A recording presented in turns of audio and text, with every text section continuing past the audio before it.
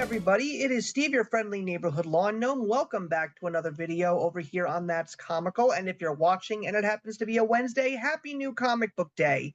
I am here today with Cami. Cami, I hope that you are doing well. Other than being able to change my background for this video, I'm great. How are you, I think Steve? your I think your background's fine. I mean, it's got pretty much everything that That's Comical is all about to a certain degree. But obviously, even though you've got Superman and Batman in the background, obviously everyone should be focusing on the one that I've got up, and that's simply because of the fact that we're going to be doing a Let's Chat video. One that's been in discussion for quite some time, and unfortunately, the timing just wasn't able to work out until now. But it's a very interesting discussion that we'd like to have because, of course, it involves the Teenage Mutant Ninja Turtles, Cammy's absolute favorite thing in the whole wide world, next to Lewis Carroll's Alice in Wonderland. Absolutely. And it's a very interesting topic because of what's going on with the Ninja Turtles today in 2025. I mean, they have a very rich lore and legacy, and they have done it all. And by they, I mean all the creative minds behind them, going all the way, of course, to the main two, Kevin Eastman and Peter Laird. But for the last 5 years, starting in the 2020s, outside of maybe one film, we have seen something that is absolutely stunning, at least for me, but I am really curious to see how Cammy's going to feel about this. And that is the fact that the Ninja Turtles are pretty much back at their peak of popularity. Maybe not necessarily to Turtle Mania standards, but they're pretty up there now. And they're doing it without many things like television shows, movies going into theaters, and even video games for people to collect. Rather, they're getting all of their hype and all of their popularity and fandom back where it all began. The comic market for Ninja Turtles is firing on all cylinders right now. And it is absolutely incredible to me that this is basically the only major outlet they have right now.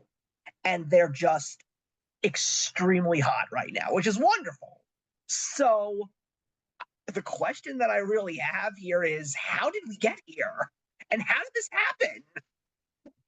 Well, the Turtles have always been popular. I mean, they've never really gone away. They did have I guess a lull of quiet, if you will, but I mean, the Turtle mania has always existed, and I think that it became more prevalent when people started really showcasing cons on social media and showing how cool they are. I mean, obviously something that was once a very closeted nerdy thing to do has become very popular.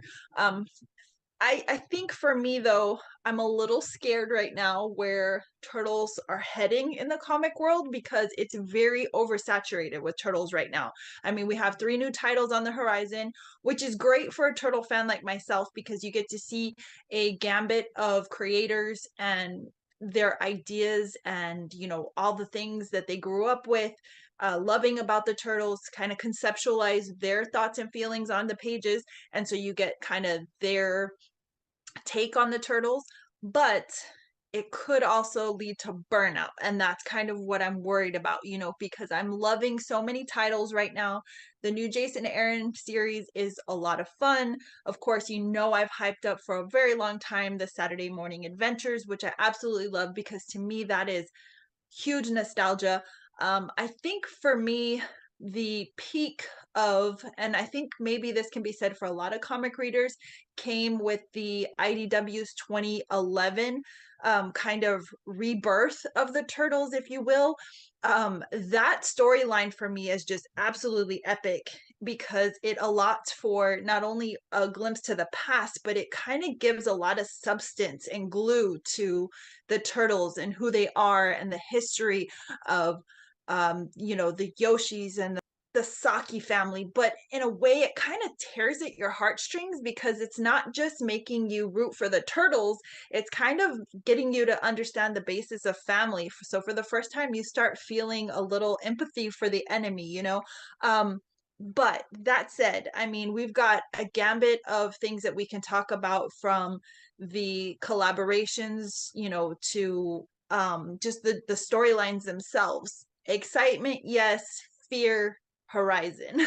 That's all I'll say Well, about that.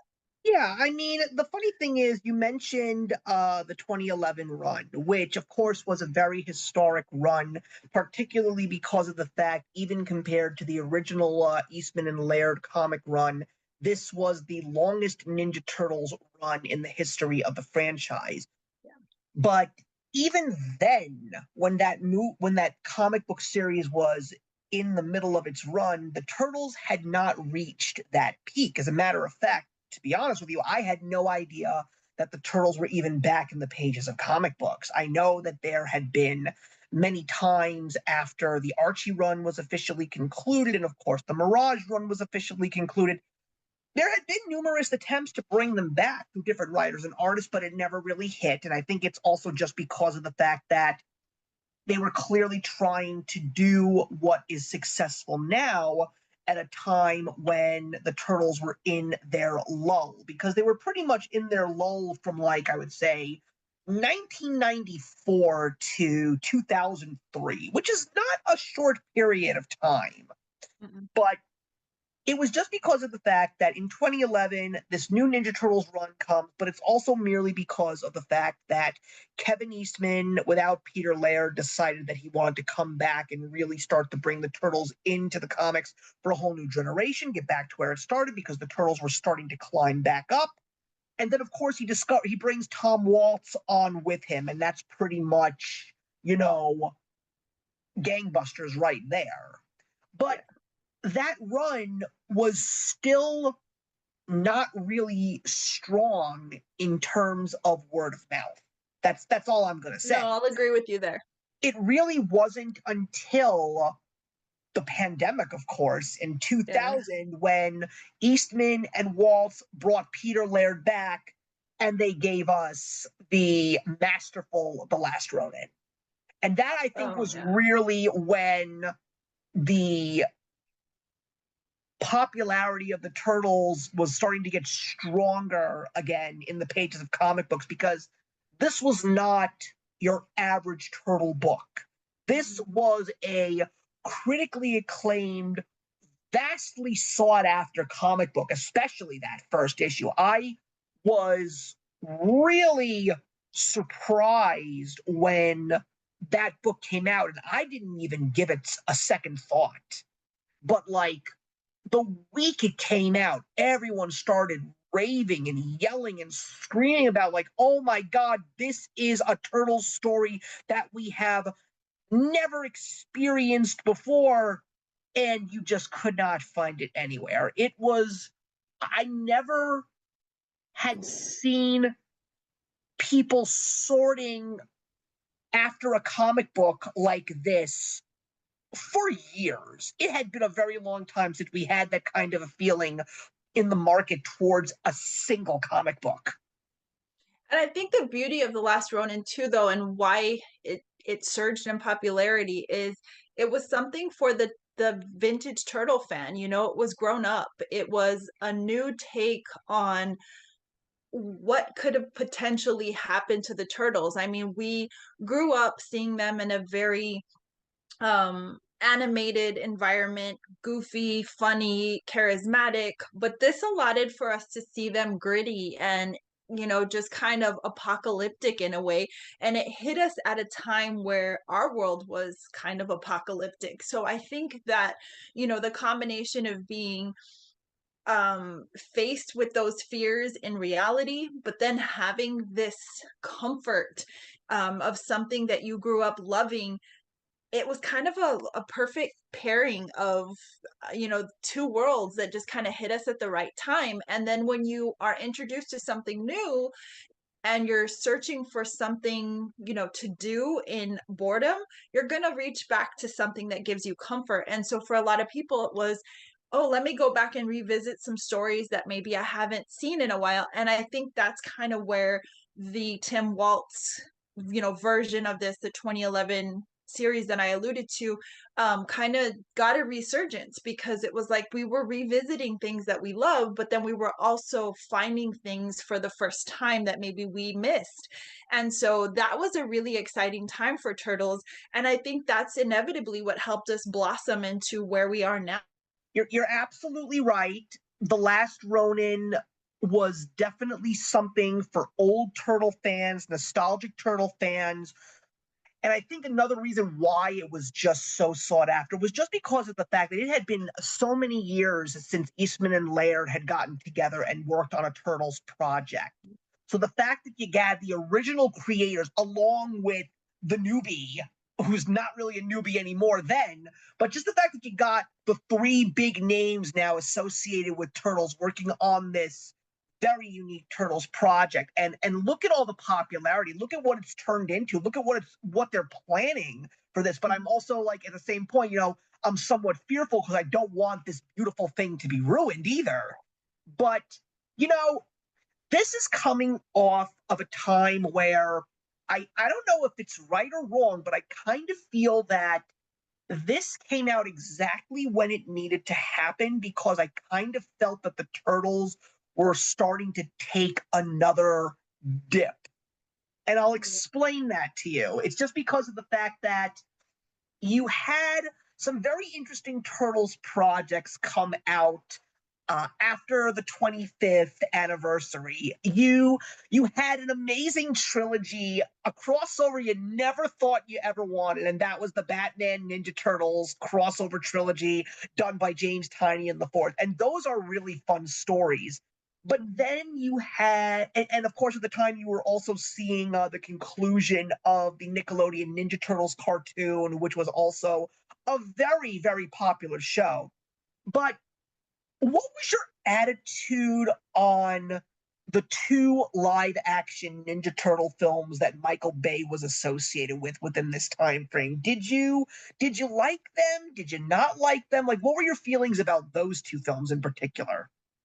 I loved Turtles live action, and I did enjoy them. Didn't see anything wrong with them. I don't go in trying to be a really harsh critic when it comes to the Turtles, because, we as consumers tend to be the worst critics when it comes to just nitpicking the crap out of things. We try to find all of the things that are wrong, all of the things we wish we would have seen or not seen. So I just kind of take it with a grain of salt when I go into things like that. I get what I get, and it's either going to have a good storyline and it's going to carry me through and I'm going to want to see it to the end, or I'm not. But either way, I'm going to commit myself to watching it, and I honestly had a good time with those films. I think I liked the second one a little more than I did the first one. And I think Yeah. the reason why I liked the second one was clearly because of the fact that they really dived into the true great nostalgic pieces of the Turtles. Like, they gave us Bebop and Rocksteady on the big Yeah. screen for the first time. You even had Baxter Stockman. And of course, you had that amazing end credit scene with a brand new version of the Ninja Turtles cartoon theme. So I kind of felt that that was Turtles nostalgia captured in a bottle. I really, really like that. But you know, I want to get back to the Eastman Waltz comic because I didn't read it. Um, and by the time I actually started to hear about it, that was around the time that The Last Ronin had just hit the store shelves, and I was obviously waiting on bated breath for the next issue every time. Mhm. But the Turtles comic, I mean, I know that they made a really big deal when they hit 100 issues. That was a big deal. But then, of course, getting into that, that was when they officially changed writers. And we got Sophie Campbell writing the book. And then, of course, you got the brand new fifth female turtle. Because remember, everybody, there was a female turtle before this one. Venus de Milo. And we were introduced to Jenica. So I would be safe to assume at this point, Cami, that you have read all 150 issues of this book. I have. Yeah, that was my 100% commitment to this franchise. And that's why I think, I don't know, maybe because it was such a commitment on my part, maybe that's why I love it so much. But I was just vested from the first page. I mean, I blew through the first 10 issues like crazy. And of course, I stumbled across it through Comixology. And so for me, having those tangible elements just at my fingertips, maybe that also kind of helped me fly through it. But I'm telling you, if you haven't yet done it, Steve, it's not too late, because I genuinely feel no matter what level of turtledom you fall in, this is got something for everybody, but it just hits you in all the feels in all the right way, because it just has this great push and pull where you don't really know what side of the coin you're on sometimes. You're like, man, I'm kind of rooting for the foot in this issue, but then on the same hand, no, come on, turtle power. We got to go back and we got to remember where we came from. But the writing, the imagery, the history, the push and pull between the current and the past, it's just so fluid and so full. As a comic reader, you're not going to walk away disappointed. As a turtle fan, you're just going to feel empowered. You're going to feel like you know so much more about these characters. So I say, if you haven't yet done it, I mean, I got you on board for Saturday Morning Adventures. I'm going to try to do this one now, because I had no idea you hadn't really vested in this series. I really think it is that phenomenal. Well, I think it's also just because of the fact that there was a lot, but again, that's what I'm trying to get at here. There was a lot of negativity towards the end of the run. So I was really curious to know about your thoughts about Sophie Campbell taking over the book, and more importantly, your attitude about Jenica. I love Jenica, honestly. Okay. I do. I really do. I'm not a hater in any capacity. And I think that, again, that kind of alludes back to what I was saying earlier about us being the worst critics, because as fans, we have a tendency to really just nitpick and tear stuff apart. Despite the fact that it, for a lot of people, I guess that it started off strong and good, and then they want to complain about a writer change. Sometimes that's beyond our control. There's writer changes for a gambit of reasons. I think the story stayed fluid. I think it stayed true. I think that it was true to the readers of the series. So if that for a lot of people just didn't resonate for whatever reason, I guess maybe I just didn't get caught up in that. Did I see the difference in the writing? Obviously, yes, but I didn't focus on it. For me, it didn't change my feelings about it, because it was such a strong series from the beginning. I was captivated and committed to seeing it through. So, yeah, I have no gripes or complaints about the whole thing. I mean, I was just really curious about it because, again, I personally had not really heard anything positive about the last few dozen issues. But the other interesting thing was that there was another writer that was attached to this specific Ninja Turtle run, and that, of course, was Eric Burnham. And eventually, he would actually go off on his own and create his own little book in 2023. And that was the start of Teenage Mutant Ninja Turtles Saturday Morning Adventures. He was And also part of this series as well. I know. And he brought out, and then he came to Saturday Morning Adventures. He basically brought us back to what the Archie books did back in the late 80s, early 90s. And he started it off with a free comic book day book and then a 4-issue miniseries. And apparently, I was late to the party on this one, and I will definitely admit the fact that I was. And because of the fact that people were glad to get this classic Ninja Turtles feeling back in the pages of comic books. And mind you, this was also a point in time where companies like Dynamite and Mad Cave are opening up the floodgates with nostalgic property books. And because of the fact that Saturday Morning Adventures caught on, it became an ongoing series. And right now, it is over 25 issues strong.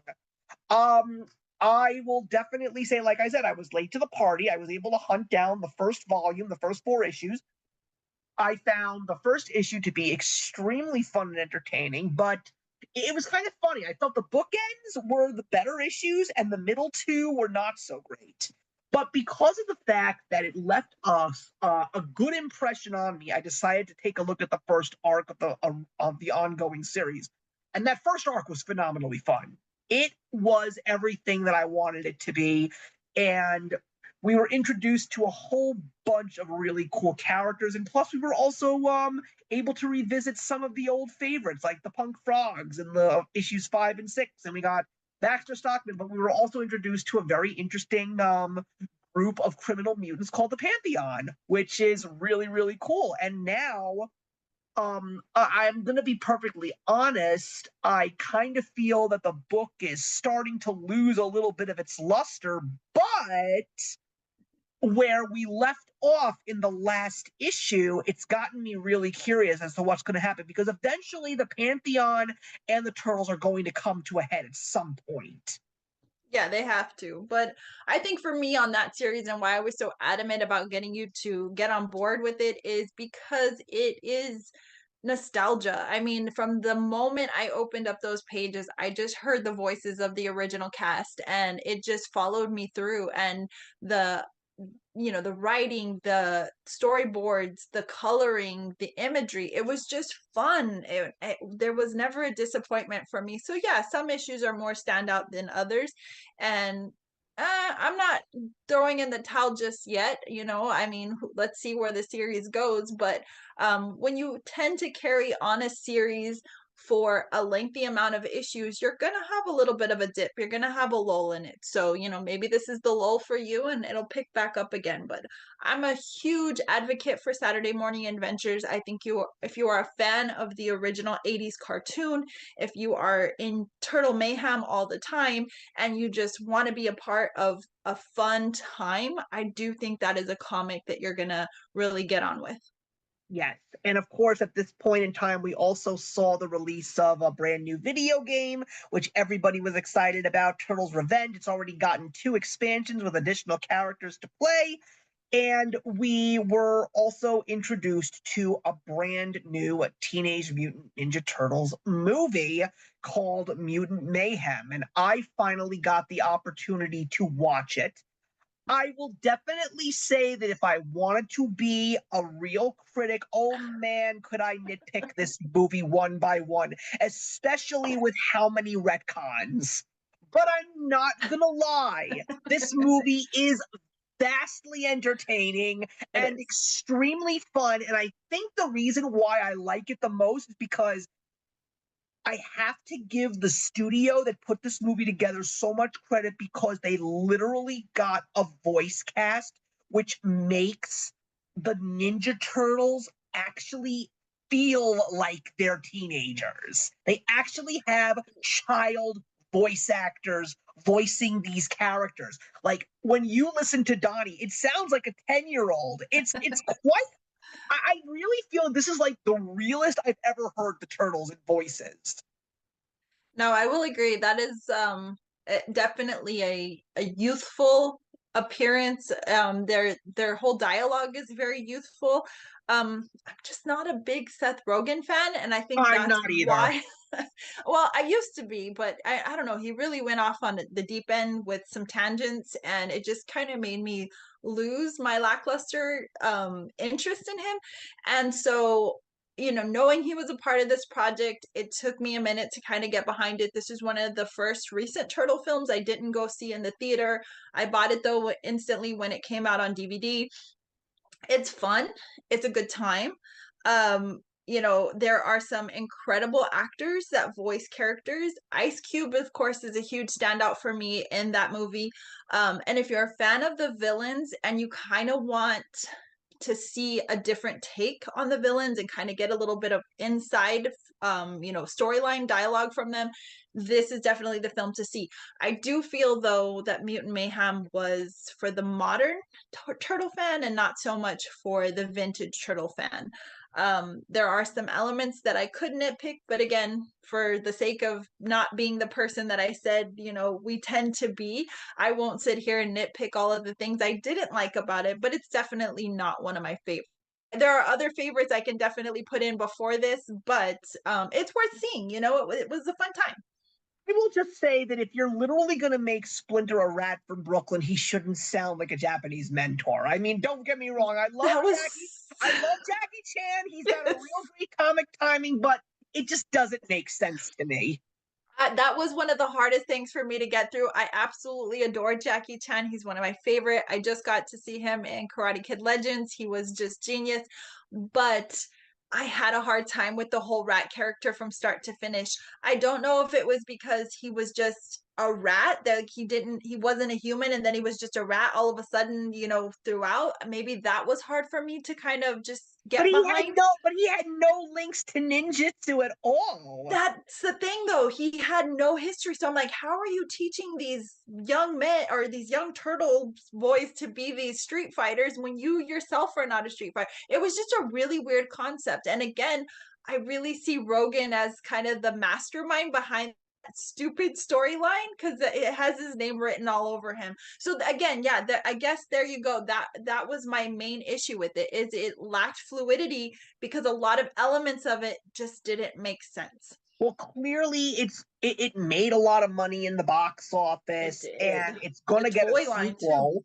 It's going to get a sequel, and believe it or not, this year it's even going to get a comic book. They actually announced that there's going to be a brand new comic book coming out at the end of this year. It's called The Tales of the Teenage Mutant Ninja Turtles. IDW is writing it, and it's coming out on October 15th. So am I going to read it? I don't know if I'm going to, but there's for me there's a lot of Turtles to read, because I now want to get into what has actually happened since the last Ronin, outside of the video game that we just talked about. So after the last Ronin comes out, you get a follow-up series of Teenage Mutant Ninja Turtles: The Last Ronin, The Lost Years, where you actually see a brand new family of Ninja Turtles coming into their being and gonna become the next four Ninja Turtles, which I think was really, really cool. But then the Ninja Turtles series from 2011 comes to an end, and there's also a lot of negativity around its comic book company, IDW, just because of financial problems and issues with leadership. I mean, there are still people saying that by the end of this year, IDW will officially be gone and someone's got to snatch up these Turtles projects. But the other problem is, and that's where I want to get into where you started, Cami, is the Ninja Turtles may be at the peak of their popularity right now in a whole new way, but oh man, is IDW milking them for all they're worth. I mean, don't get me wrong, there's some good stuff there, because the big announcement was Jason Aaron starting a brand new Ninja Turtles story and a brand new Ninja Turtles volume.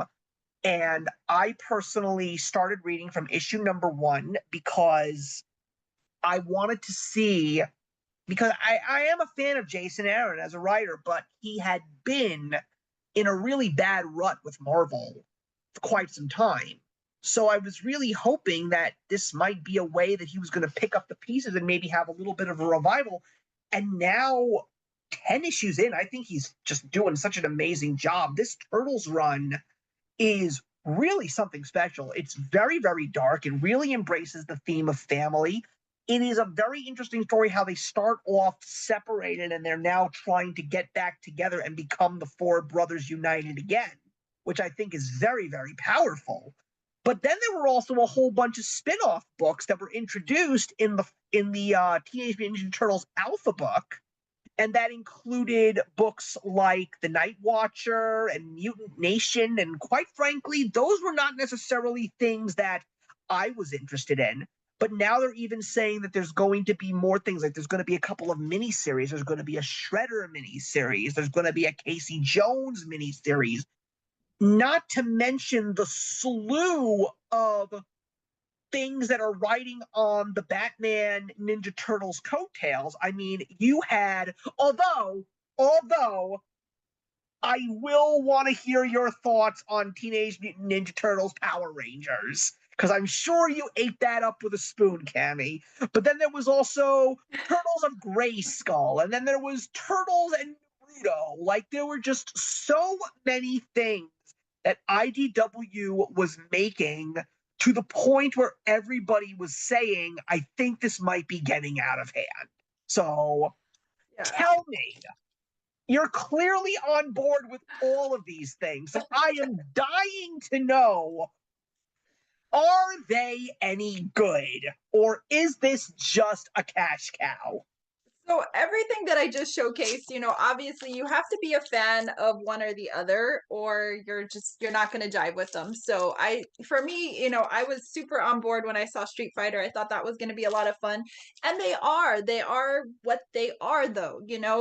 I think that for the nostalgia and for the characters and that sort of a thing, they're definitely worth the read. In terms of Night Watcher, I mean, although I have them all, I have not caught up with the series. I also have Mutant Nation, very gritty series though. So if you're into the grit that Jason Aaron series runs, I think that you will be on board with Night Watcher and Mutant Nation. Um, for me, I'm gonna try everything once. I'm gonna see what it's all about. But it really depends on you as the turtle connoisseur. If you are more of the Ronin follower and you like the dark and the gritty, obviously you're going to be more on board with the modern stuff that's coming out. But if you're more of the nostalgia and you like kind of where we started and originated from, then you're going to really lean into the Eastman and the Laird writings, and you're going to continue to follow those series because it's going to speak more to that youthful side of you. And then, of course, you've got a whole new generation that's, coming out because of Mutant Mayhem, and they're going to follow kind of that. It's not our turtles, it's the new turtles thing, and you kind of let people do what they're going to do in terms of what turtle era speaks best to them. I personally will always be a turtle follower. My, comic book store knows it's an instant pull for me. It doesn't matter whether I continue on with the series. I always want a first look. So I will always have number one in everything. In terms of IDW, it's always been one of my favorite comic book distributors. I really hope there's a future for it, but I really feel that they are just, like you said, milking the heck out of this turtle stuff. So I hope they don't just oversaturate it and to the point that it's so thinned down and watered out that we aren't going to love what we're investing in, because it's very frustrating as a comic book reader to invest in a series and get the middle of the way or towards the end, and then it just isn't what you thought it had the potential to be. And I'm in it for the ride, but I am, like I said, a little bit worried for the future of the turtles. Well, I think one of the few things that I also really like is the fact that they're also trying to go back to something, because I'm really excited for a month from now because of a big announcement that was made. Apparently, there was a Ninja Turtles volume over at Mirage Studios that was actually done solely by Peter Laird and drawn by an artist named Jim Lawson. And apparently, this book had a very low print run. It was 32 issues, and you can't even find these books anywhere because they're so hard to come by. I mean, I actually took a look at how much these comic books are selling on eBay, and you really will have to sell your liver on the black market if you want to get an issue. But they announced that they are going to be remastering the first issue for now. It's going to be called TMNT Journeys, and it's coming out in August, and it's going to be a remastering of the first issue. I'm really excited to check it out because, I do have a bunch. I do have the 5 volumes of Eastman and Laird's original Mirage run. I still haven't gotten to them, but I definitely want to. And I am really curious to see Peter Laird as a solo writer for a Ninja Turtles property, which I know he knows and loves. And I'm just hoping that other people will buy this book because if I really like it, then I want to see all 23 issues redone. I don't know if they'll do it, but I am really excited for this single issue that's coming out in August. I think a lot of it is going to depend on sales. I think that if they can bring back the turtle fans of yesteryear and kind of get them interested in seeing these resurfaced issues, I think that we will see the whole original run. However, this is kind of where the collector in me comes into play. I kind of almost don't want to see it, because when that happens, it takes away from the value of the original series, And I know, like you said, it's going to cost, a kidney on the black market to get them. But for those who do hold them and have significant value in them, I think that to remaster everything just because of the sake of you might have missed out, or you didn't, the whole FOMO BS that our society lives in, um I, I don't know. It bothers me. Like, why do we always have to recreate what was just so a new generation can experience it? It's not Well, like they're not available. It's not like they're not tangible. I think that it should be a niche for a very exclusive collector's market. If you can afford to find them and buy them, then you can read them. Well, you That's just see, my take. that's where I'm going to disagree with you, just specifically for this one. And I think the reason why I'm going to disagree with you is just because of how scarce it is. Like, literally, people didn't even know that this even existed. That's where I think the difference is, because it's like they're not remastering issues of the original Mirage run. They're not remastering the Archie comics. They're wanting to remaster this because people don't know this ever happened. The only people who knew that it happened was maybe the 200 people that actually got the issues. And who knows what they even did with those original floppies. So the fact that, again, is this a cash grab for IDW? Maybe. But again, the reason why I don't think it's going to take away from the value of the original books is simply because of the fact of their scarcity and their rareness. And at the same time, the fact that this book is going to be renamed. So I think the name change is also going to keep the original Mirage run where it is. And again, comics are a little bit different than something like Funko Pops. Because, you'll see those facsimile editions come out. So, I have a facsimile of Action Comics #1. I know for a solid fact that that book will always be $4.99. But that original Action Comics #1 from 1938, that will always be running in the millions. So I really feel that a book that's and that's because it's rare. So I consider the fact that with this Peter Laird Mirage run, because of its rareness, I don't believe that the value will be taken away from those original 32 issues. I do not. Well, that's all I hope for a collector. So I appreciate you sharing all of that. That's, stuff that I wasn't privy to. But I do think that when we look to recreate, remaster, republish, reprint all of these things, I think that companies need to take that into better consideration. Funko is definitely one of those companies. It wasn't until recently that they started giving us different boxes with years, so we kind of knew the differentiation between the original and the remake, or the replaster or whatever.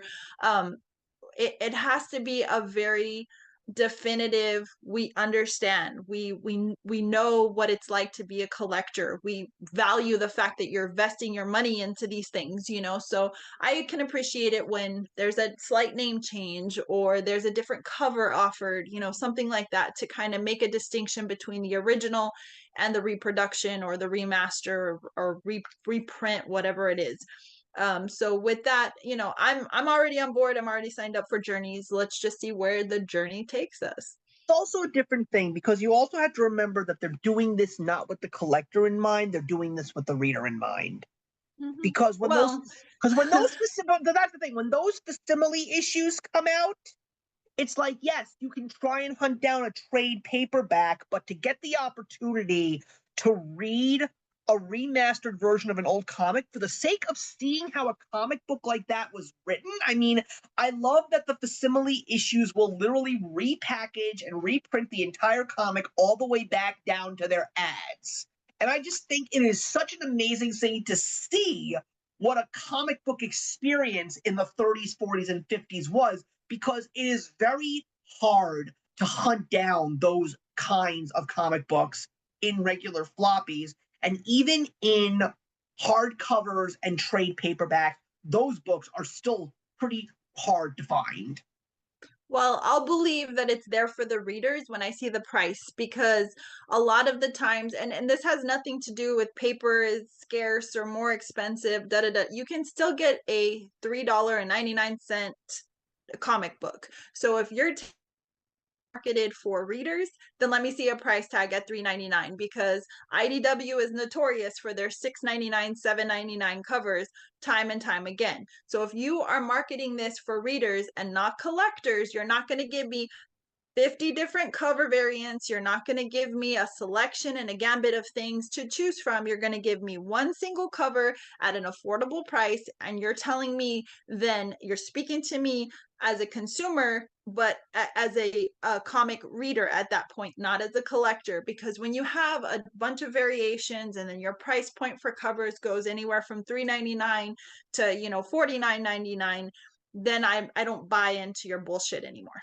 Well, let me defend that in a certain degree, and that's only because of the fact that a company like IDW doesn't have 20 plus comics coming out a month, unlike DC or Marvel or Image. So, Well, unfortunately, the little publishers have to raise their prices because they're only putting out a handful of books. That's why Dynamite Books and Mad Cave Books are not $3.99, they're $4.99 because even they don't. even $4.99 I wouldn't bat an eye at, but I mean, I've gotten small But time variant covers, I publishers. agree. Variant covers, I totally agree.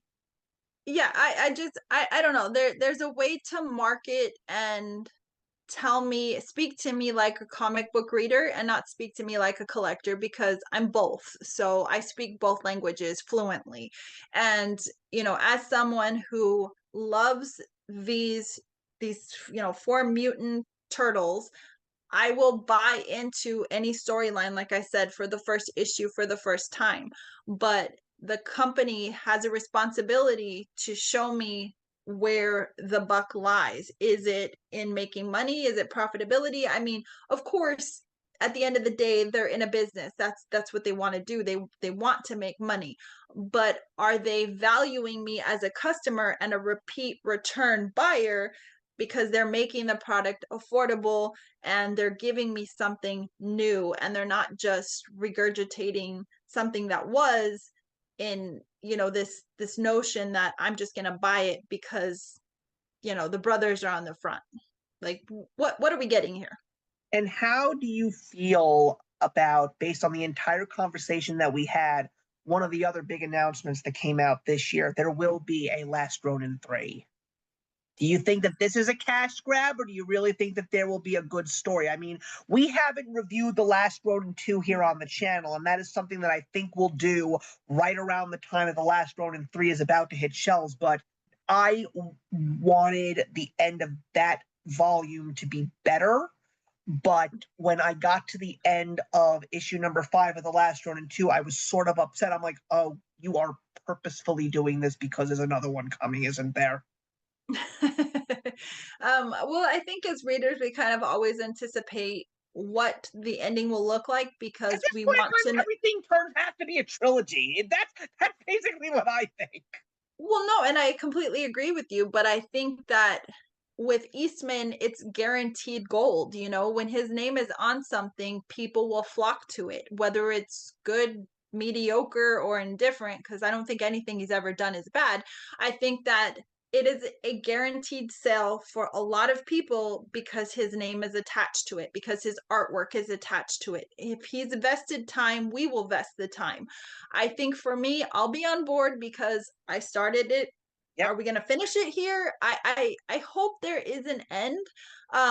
But how much story is there to tell? And I think the thing is, we are in a sense kind of seeing the future of the turtles maybe here. And so I think that in some regard, this continuation is necessary because it allots for a continuation, as long as, again, we don't water it down. We don't drag it out just for the sake of dragging it out. And I think that's what fans appreciated so much with the original run, is that it was gritty, it was something new, it was unforeseen territory, it was taking us into this uncharted future of the turtles, but we weren't kids anymore. You know, we were adults reading this, and we were kind of gravitating towards that idea.